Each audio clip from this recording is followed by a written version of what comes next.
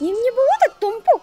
Мен малакырга жакындай албай атам. О, жануарлардын bir жерге чогулуп калганы кандай керемет. О! Жашоо керемет. Деги сен малакырды карадыңбы? Жок, жебейсиңби? Ал жакта бала бар экен. Кандайча? Мен келатам! Эй, карачы.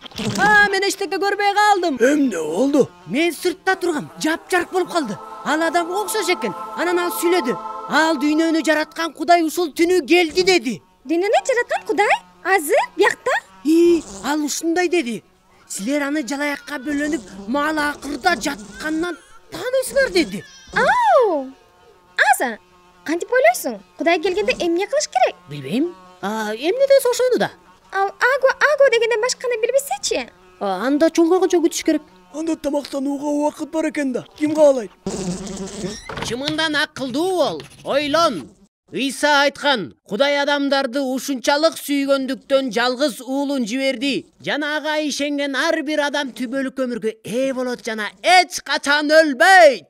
Кудай бул дүйнөгө сен үчүн наристе болуп келди. Сен ал үчүн кымбатсың жана сен ушул заматта анын досу боло аласың.